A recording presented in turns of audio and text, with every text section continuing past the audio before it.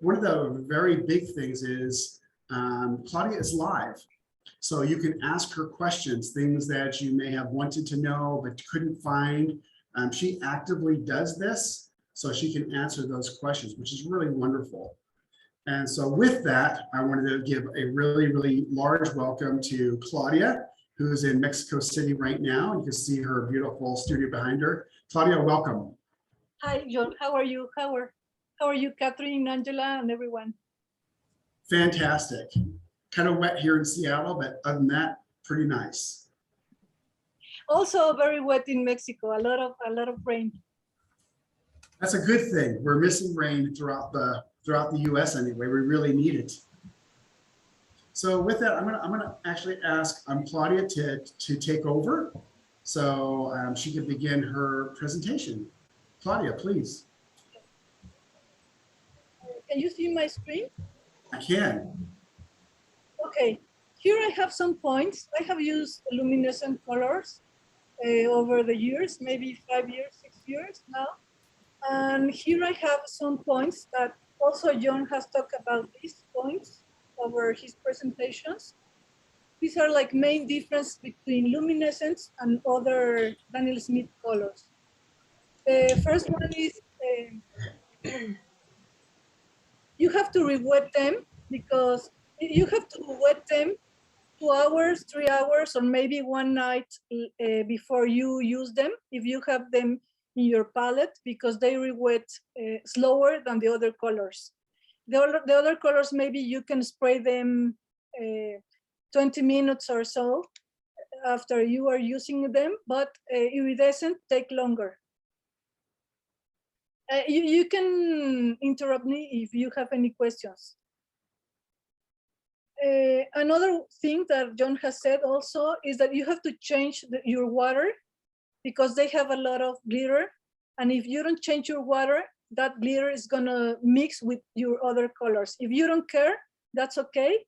But if you don't want glitter in your other colors, you have to change or have separate water containers.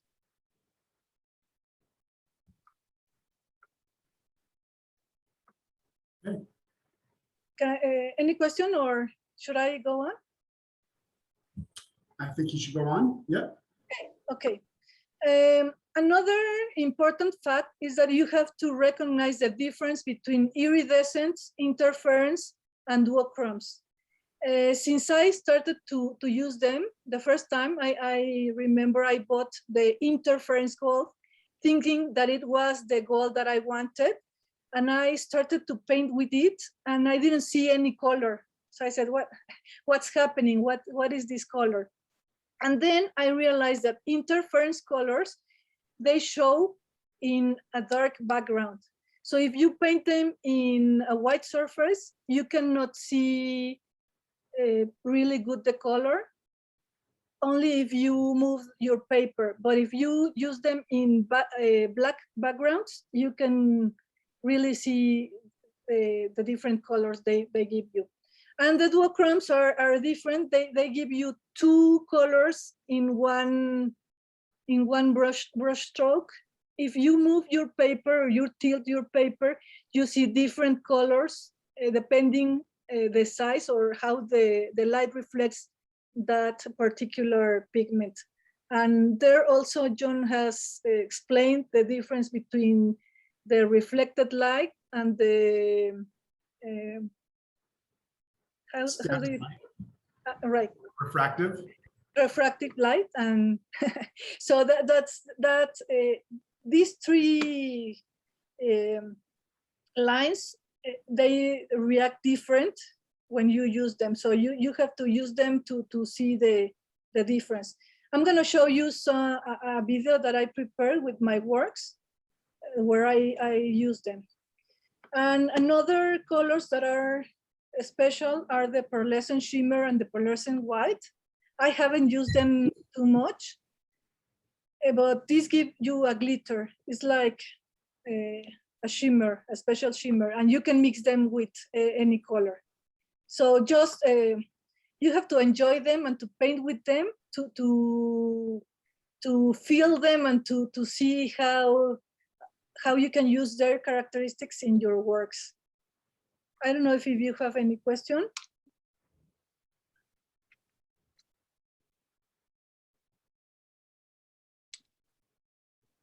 Okay, now I'm gonna share a video. I cannot hear anything. If you can hear me. Yeah, we I can hear hear. you. Yeah. Okay, okay. So this is a video that I made of my works. The works look different in photo and in video, and they look better in real life. But here I can show you the parts of the eyes that I use. In this example, the interference gold for the lower part, the part that in the eyes that have like the watery part. And in this particular work, I use also the iridescent gold, the iridescent electric blue, and some duochromes. This is Gustav Klimt. I was inspired by his work. I love all his work with all the golden paintings. So this is one example. You can interrupt me and I can stop the video if you have any question, okay? This is another one. This is like a simple one that I just use the interference gold in the lower part. You can see that it's the same interference gold, but it looks different depending on the color you have in the background. So if you have a blue or you have a yellow or a brown, it looks different. The shimmer that gives you, it's different.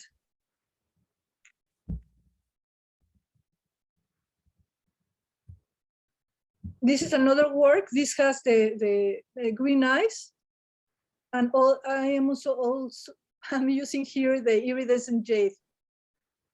That is like a little bit greener than the interference. You can see that is different, the shimmer.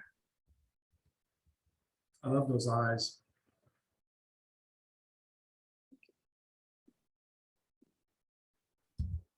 This is another work. In this work, this is a Mexican painter, an abstract painter, and he unfortunately died because of the COVID last year. And I painted this portrait. And here I use the duochrome oceanic in the eye. You can see there like the blue, and if you tilt the paper, you see like green. So this is the duochrome. And in the background, I used a lot of iridescence over wet paper, wet on wet, so they mix together, and some duochrome oceanics. So I try to repeat the color that I use in the eye, in the background of the painting to make a match. And the lines that you see there, I use the watercolor grounds in a bottle to make the 3D effect. This is another one. This is me when I was like 2 or 3 years old. And I also here use the interference gold. Here you can see the difference. This is a more black eye. And the interference gold looks different. And here I make it like a childish painting. So I used a lot of iridescent blues or chromes, blues and purples. Depending how wet is your paper, the colors mix different. If the paper is, hold on. If the paper is too dry, they stay like dots. If the paper is wet, they spread and mingle together. This is another painting, another child. This one, I am also using interference gold, but these eyes are blue. So you can see the difference. Here I also use the watercolor sticks for the eyes. You can see all this blue is the watercolor stick on dry paper. And in this work, I also use the watercolor ground to glue some threads. And then I painted the threads with the watercolor stick.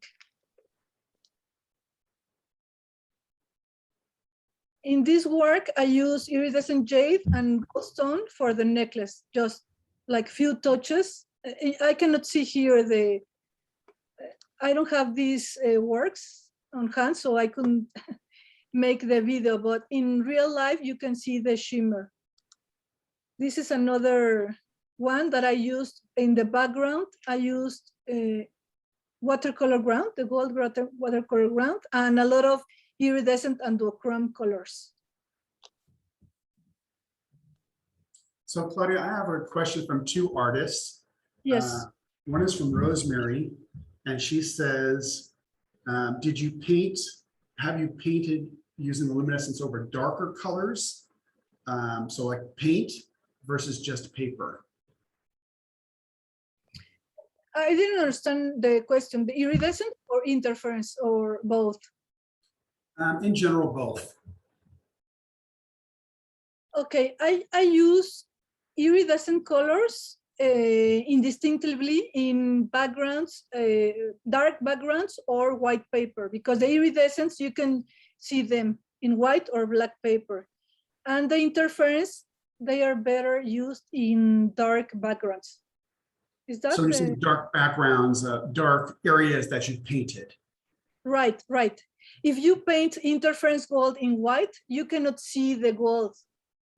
Unless you move the paper, you see a little kind of gold, but it's not noticeable. Okay. And if you paint them in dark colors, you can notice the shimmer, the gold color. All the interference colors, I use them in dark backgrounds. Does that answer the question?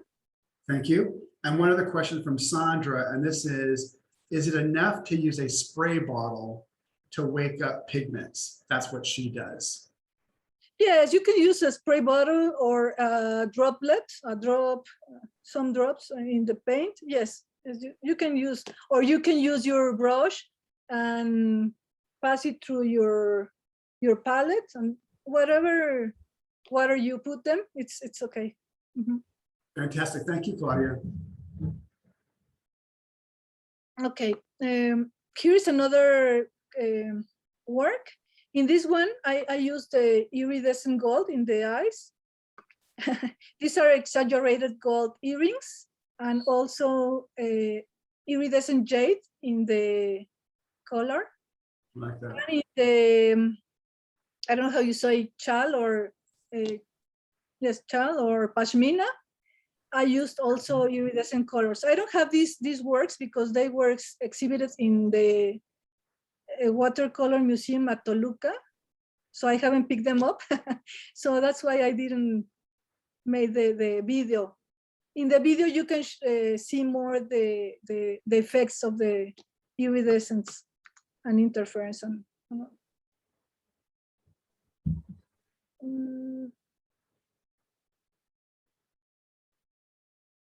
okay. Another way I use the iridescent interference and duochromes is in abstract paintings. I use abstract paintings like freeing myself, like playing with colors. I just throw paint and throw water. In this case, I used a plastic wrap and some colors, and you just throw the paint, throw colors, put the plastic, and sometimes some salt, and you see what figures you get. So this is just for fun. In this one, I used the salt with the gold to see the effect. And you can get beautiful effects, and the pigment goes under the plastic, so they look very nice. Interesting.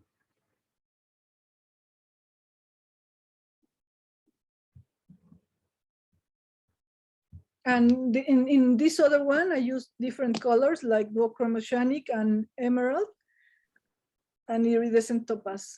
And just play with the colors and see what results.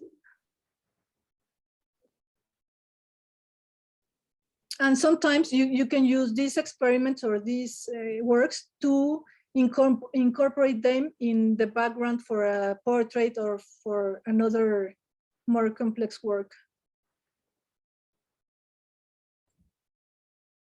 But So Claudia, a couple of questions from the viewers. One asked, do you ever make giclée prints of any of your paintings? And if so, do they shimmer up? Does the shimmer show up in the giclée? no, I haven't done that. Okay. So in general, you would not get, I always want to ask the artist first because it's firsthand knowledge, but you would not get the mica showing up in a photocopy. As Claudia has said many, many times, it's all about the light hitting the mica, which gives the reflective and refractive indexes. And once you've made a photograph of that, you've taken that out of the equation. So the answer to that is a no. Sandra asks, Claudia, do these special paints work better with warm or cold water? I don't use warm water. I have here from Lauren that he uses warm water. I don't know the difference. I really haven't used warm water. I always use the water from the tap water. Thank you. And it's not too hard to re-wet them. It's just like different times. It's not so hard. So don't be scared. okay, excellent. And let's see, have you made watercolor for book purposes? Book? No. Yes. No. I'm Not just yet. no. I paint just for myself, for relaxing and having fun. Thank you very much, Claudia. Okay. Well, here you have another abstract painting. It's endless. You have a lot of colors. It's endless, the combinations and the effects that you can get. Here you have a dark background. It's like sky or like a universe. You can just throw some colors. Here you can see the places where it was wet, and here you can see the places where it was dry, the different effects that they have. And in real life, this painting shimmers like the universe, or I don't know, something like that. This was my first palette, the first colors that I used when I started, like maybe 10 years ago. And now I have almost all the colors. I'm missing 2-3 colors from the luminescent series. Do you have any question? Yeah, someone has asked, WebKey has asked, do the paints behave differently than normal paints in terms of how they flow on the paper? I don't think so. I don't think so. They mix well with each other. For me, it's more exciting when you use luminescent colors because they like explode. They like all the shimmer like explodes in the other colors. But I think they move similar. Maybe they are a little heavier. I don't know if you have like the specific weight or something. They are much heavier, but they move very well.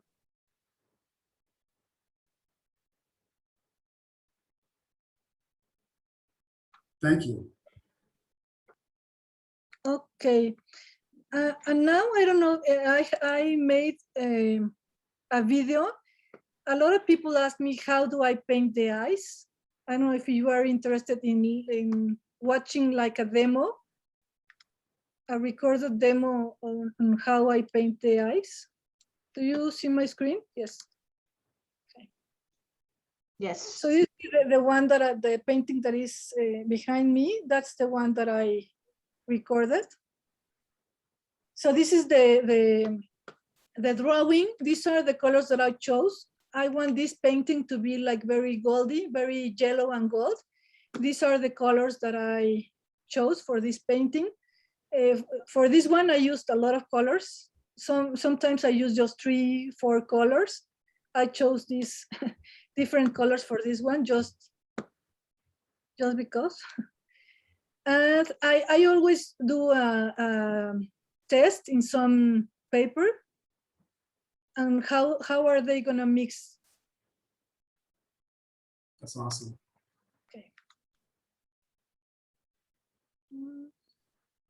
Then I always use masking fluid for the eyes, for the lower part of the eyes, for the bottom part of the lip, and sometimes for this part of the nose, because sometimes I work wet on wet, so it's very easy to lose those whites, and it's very important to leave those whites very white for the last painting, for the final painting.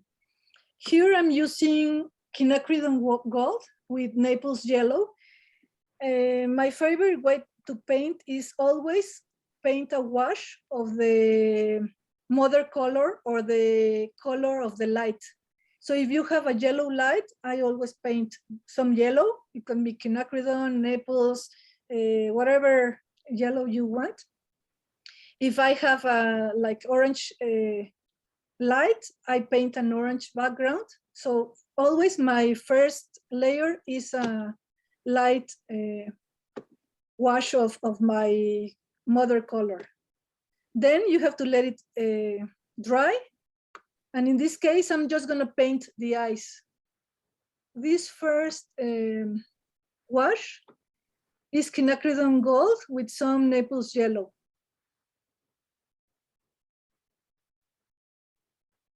And for the skin tones, I use a yellow and a cool red and a warm red. In this case, I'm using quinacridone rose and magenta with Naples yellow. It is very important to use warm and cool mixes. You don't see here, or I don't know if you have used warms and cools. Maybe if you see at first sight, you are saying, she's painting rose tones, but I'm painting cool roses and warm roses. And that gives you the depth or the volume, and you construct that volume by painting subtle changes of warms and cools. I don't know if that's understood. Even if I'm painting white or grays, the grays have warms and cools. And when you paint warms and cools, you give the volume.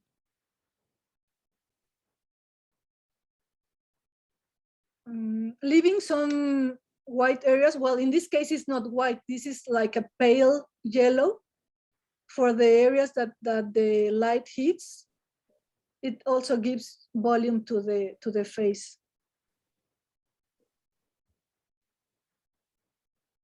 There I'm softening the edges with water.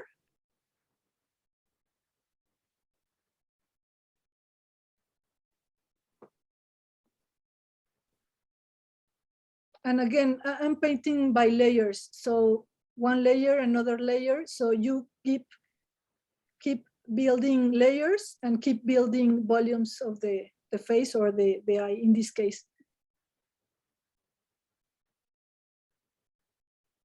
In this case, I just painted the eye because I wanted to show the eye. But normally I used to paint all the face in one shot.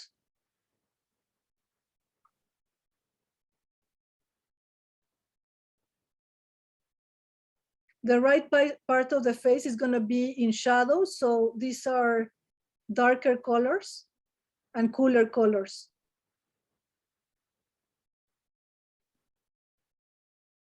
If you have questions, you can stop me or tell me. I cannot see the chat.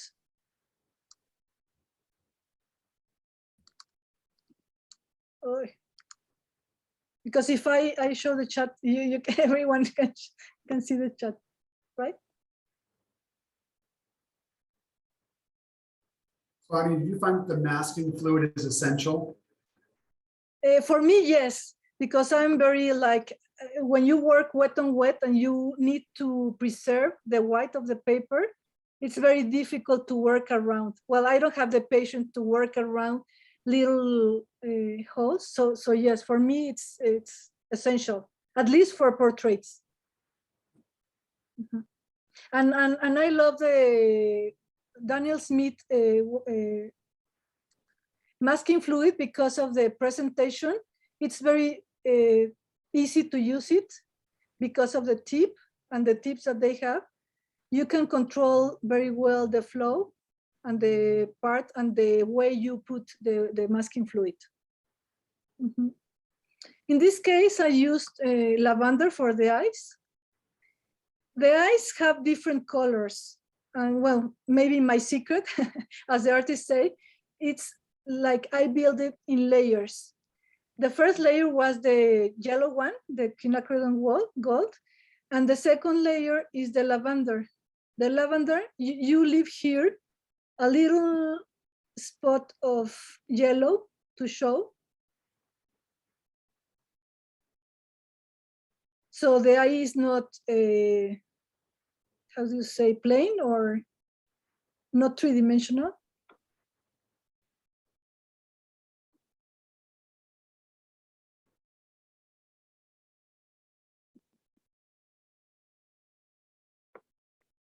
And layer by layer, you have to work and build the three dimension.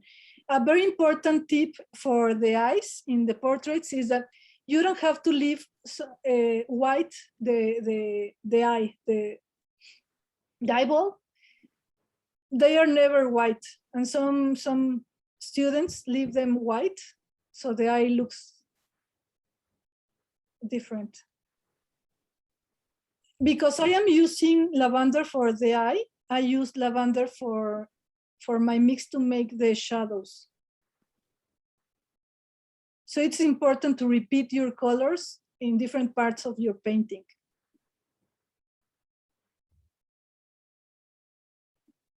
And there I'm painting the eyelashes and the eyebrows with a light mix, and then you have to build them and put another layer and another layer, darker and darker every time.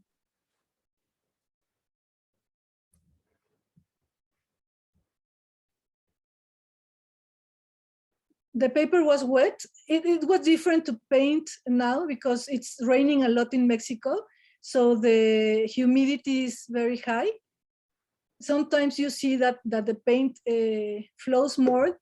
So I can take it with paper or with the dry brush to control where the paint goes.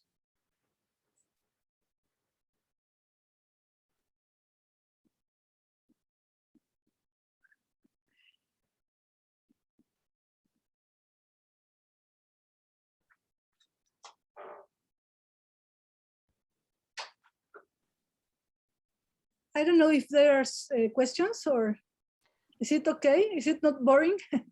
Claudia, there's one question in the chat. Sonia asked, are you allowing the paper to dry between layers? In this case, no, I just let them dry 2 times. In the first wash, and then after removing before removing the masking fluid.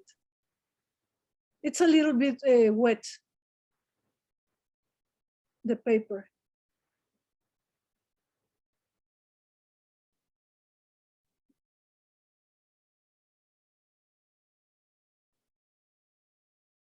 You're gonna see later that I have a paper that is that I'm blowing the paper to dry it because it was very humid. But no, I never let it completely dry, just the first layer and after removing the masking. It's a little bit wet. And you keep adding colors and building the shadows and the forms.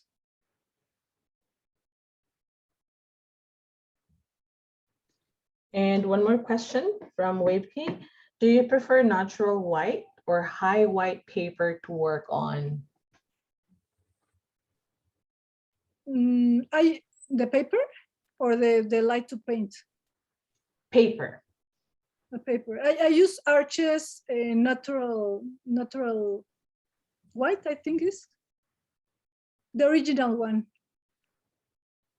Arches. I use it rough or cold press.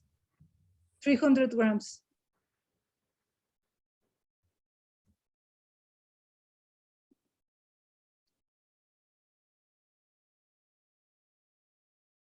And you just keep painting and keep adding more layers and more layers.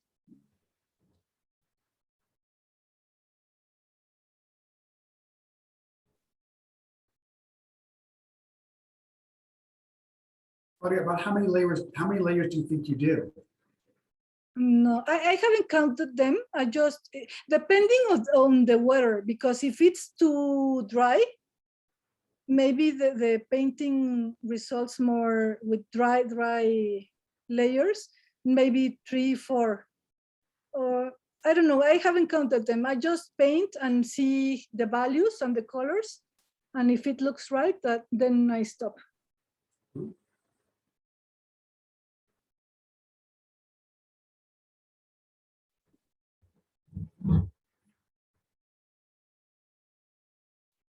And for this one, I was much careful because I was filming it.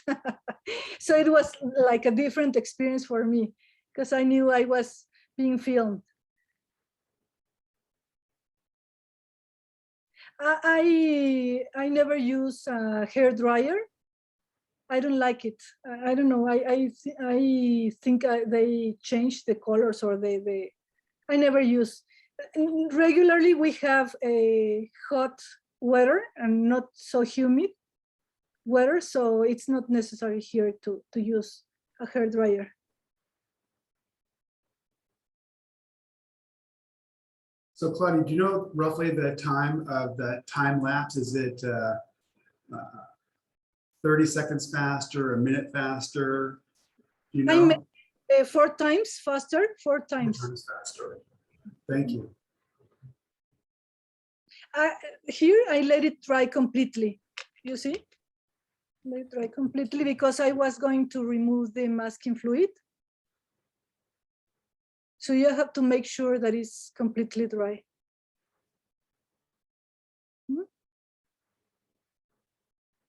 And there I'm using a stiff brush to soften the edges.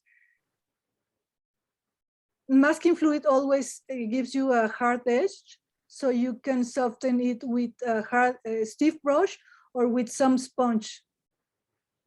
And you can adjust the size or the color that you want. But if I haven't used masking fluid, in my way of painting, I have lost that white in the eyes that is very important for the eyes.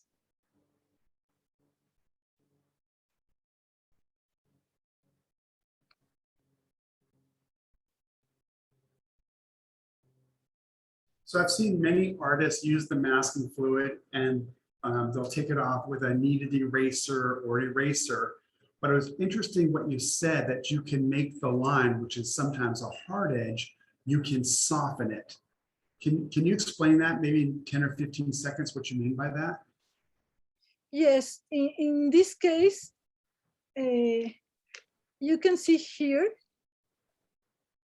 it was, well, I'm gonna rewind the video.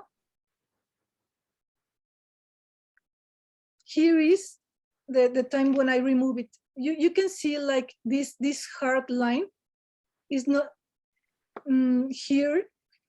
Let me rewind it.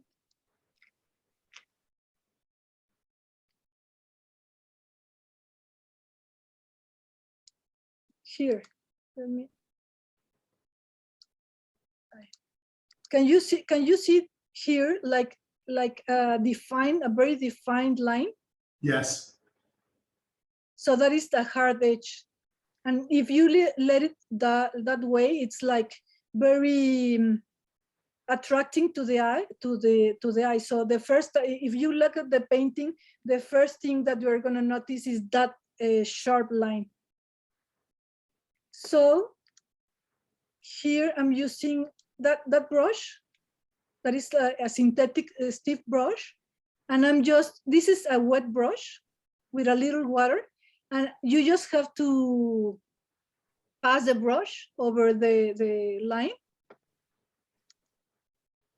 And now you can see, can you see the difference? Yes. The difference between this line that I just take out the masking, and this line that is like softened, that is not too sharp.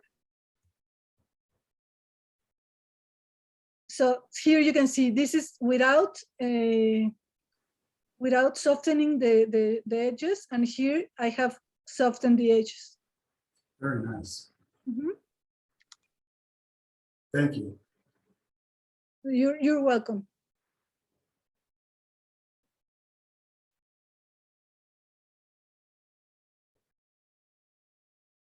And it is important to soften them, because a sharp edge or a dark color and a white color attracts very much the eye. So it's gonna distract, or it's gonna look like I don't know how to say it.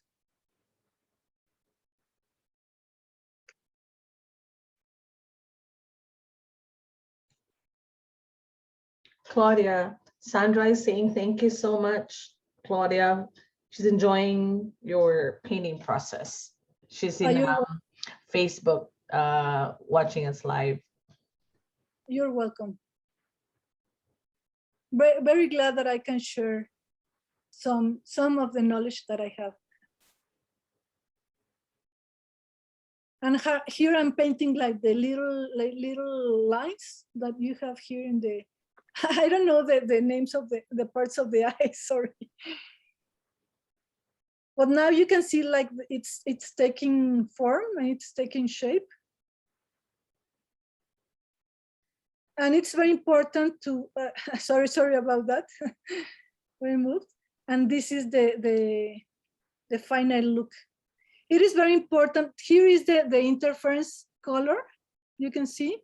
And it's very important to, in this part of the pupil, I think, it's darker, because it's the shadow of the eyelashes. And this is kind of a finished eye. It's beautiful. I love the way that you do eyes. They're beautiful. Thank you for watching. That's why I made this video. Awesome. Okay, so I can stop sharing my screen. And I don't know if you have any questions. So does anybody have a question for Claudia?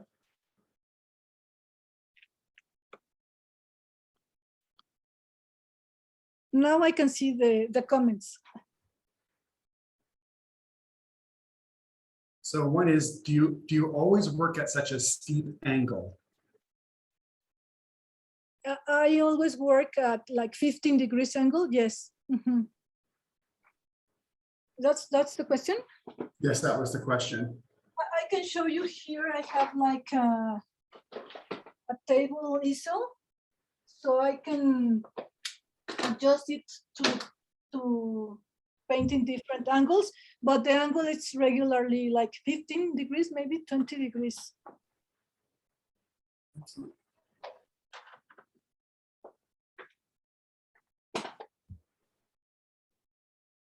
Does warm, so this is from Ashmit, does warm water give different effects? I don't know, I haven't used warm water. Okay. I really like how you use the interference. I'm asked many times, why would I use a color that doesn't show up over white? And so that was so interesting to get a practical example of how and why it's used. The viewers are saying, thank you so much for sharing your techniques. Wonderful presentation. Are you allowing, I think you already answered this, are you allowing the paper to dry between layers? So how long did that painting of that eye and the lady's face, how long did that take you? The video is 14 minutes, so if you multiply it, maybe 40 something minutes. But the actual painting, how long did the actual painting take? The whole painting, I haven't finished it. You can see it here, yeah. But I worked maybe 2-3 sessions of 1, 2, 3 hours, maybe 3, 4 hours. Mhm. Okay. Let's see. What colors? So everybody noticed your palette. What colors are in your palette that you showed us? Well, I have many palettes. I am an addict to palettes and to colors. I can show you. By the way, Claudia, I did a in the artist studio with Claudia, which is wonderful. So please, if you want to watch that, it's online. You can actually watch more of Claudia in her studio.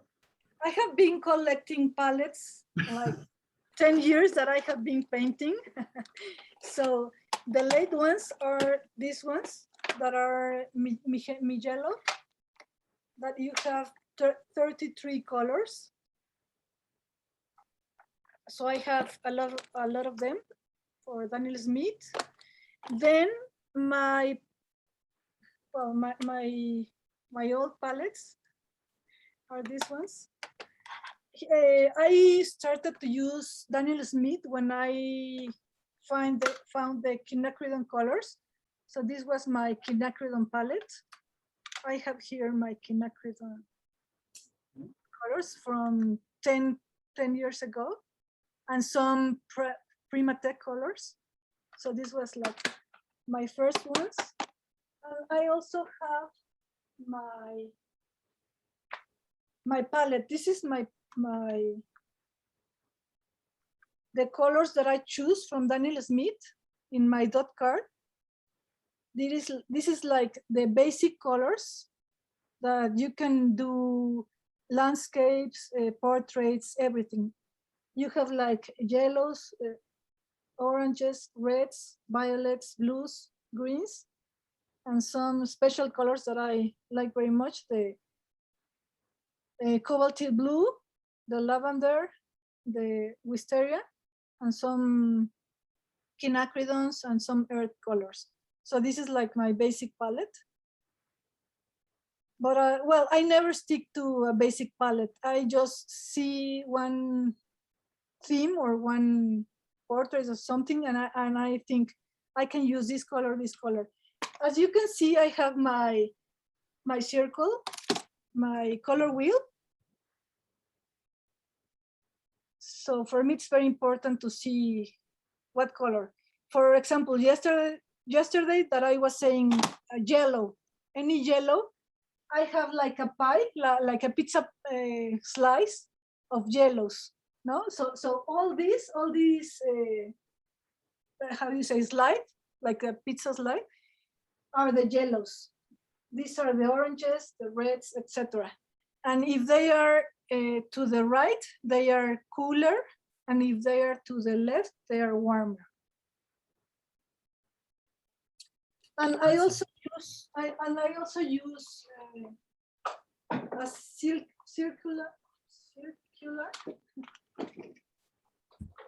circular palette with the basic colors. So I know that this color with this color are complementary, perfect complementaries. So I can obtain a dark, like a black color. And if I mix this one also. So I don't stick to a black color. So depending of my painting, if I'm painting with greens, I can mix my darks with this green, and it's complementary color. Very nice. So I have.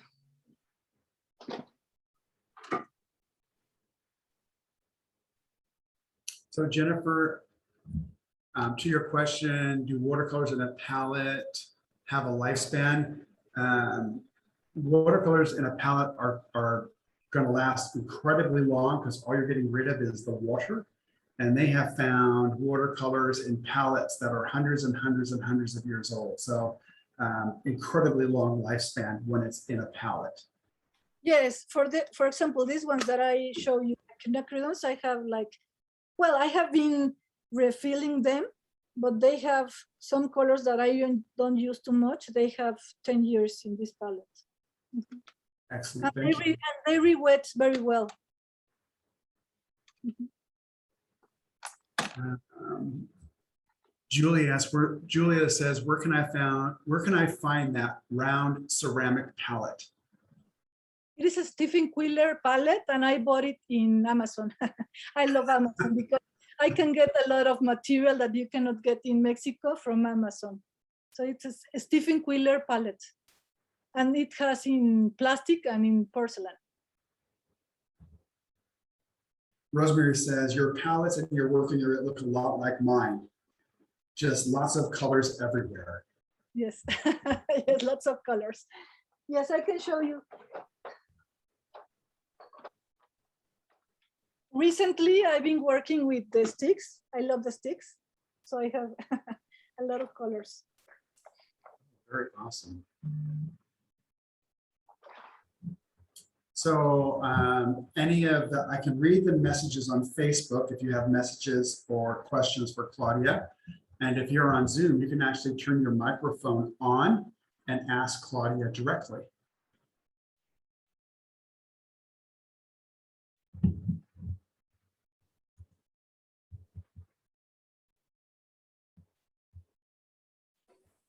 Claudia, I noticed that you used a very small brush throughout your painting. Is that always the way it is?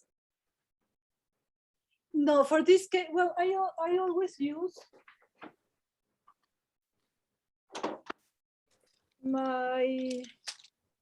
this is the smallest that I use. It's like maybe an 8. This is the smallest brush that I use. And I use regularly 8, 10, 12 size brush. And for the backgrounds, I use the cake brush. Thank you. Mhm.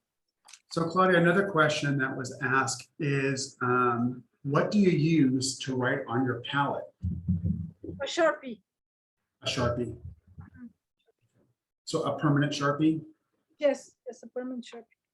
Okay. Right, and if you change the color, you can just apply alcohol, or I don't know how to say, acetone, the thing that you use for your nails, acetone, nail polish or something, to take it out and just write again. So this is from Tony. Tony says, what circumstances do you choose sticks over palette colors?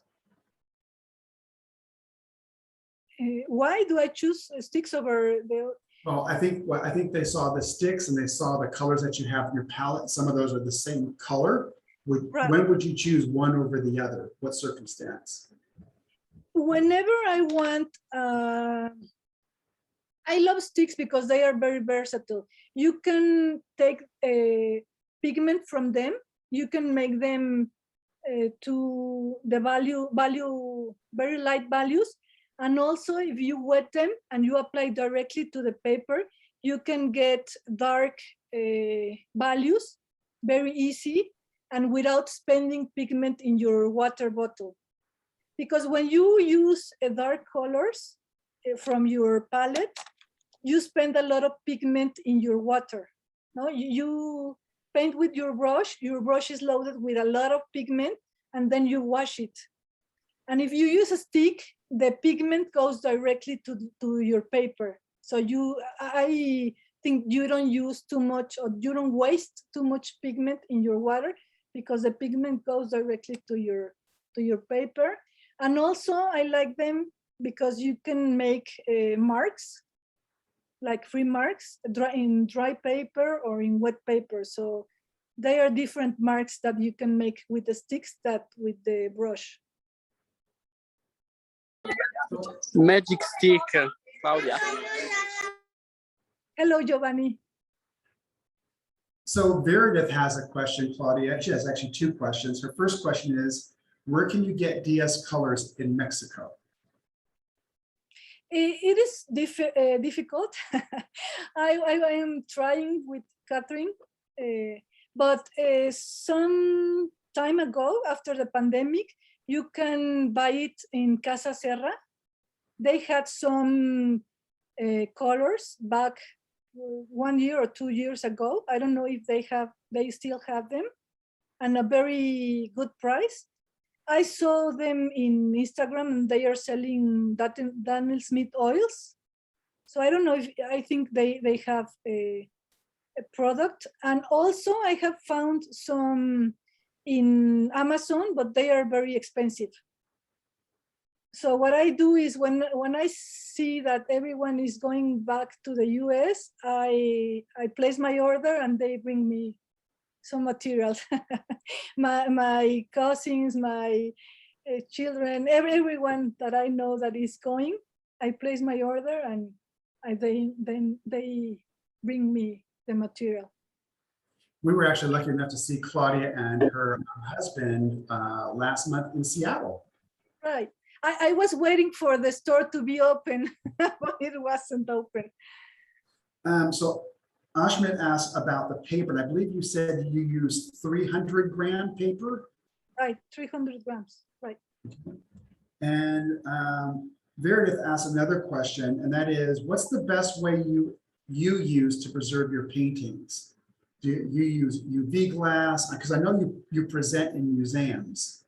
All right, just regular glass. Here in Mexico, we just have regular glass. Okay. We don't use too much plexiglass or anything like that. Just regular glass. Mm-hmm. With mat. With a mat? Mm. Okay. So in Zoom, does anybody have any more questions for Claudia? She's wonderful. You don't have to just ask about luminescent color. She's used just about every other color there is. So while she made a great presentation today, phenomenal on the luminescent, she's very broad about what she does and how she does it. So,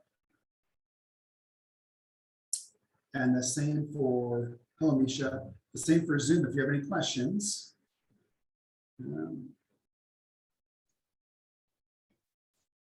Claudia, there's a request here. Just before we end, maybe perhaps you could share your screen and share your screen with your Instagram link and Facebook and website.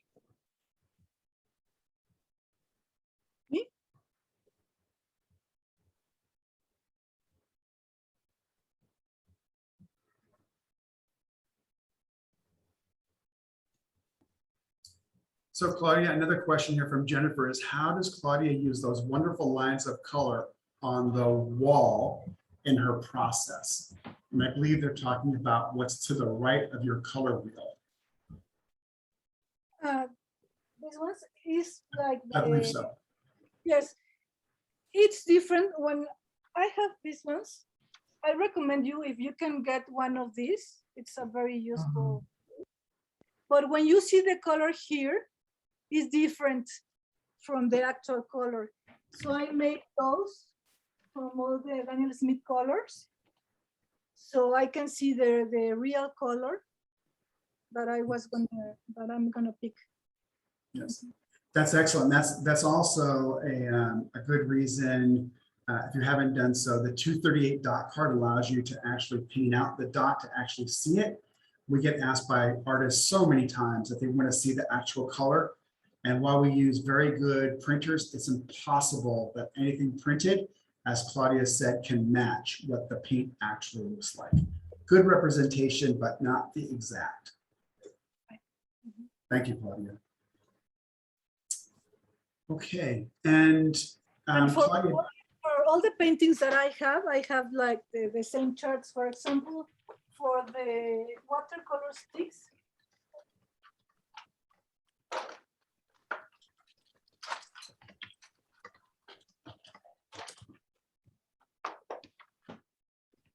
I also have so if I have a pastel or oil pastels on everything, I have like my charts to see the real colors, because they are just to see this is some nail colors, crayons, and for all the colors that I have to put them in paper to see the real color. very nice. I have a question. Do you spray any final sealer over your paintings? No, I haven't. Thank you. Thank you, Gil. For the watercolors, no. Now I am starting to paint with mixed media. So I'm gonna try different sprays and all that, but for watercolor, no, nothing.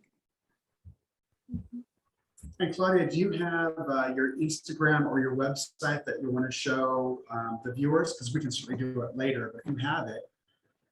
I don't have a website. I just have Instagram and Facebook.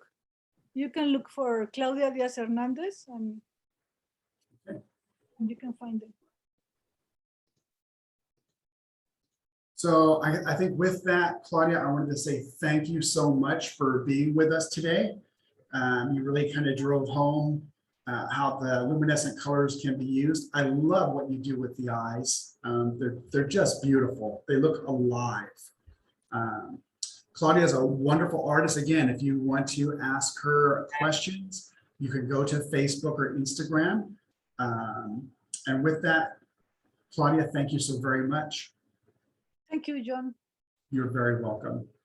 And thank you, everyone. Thank you.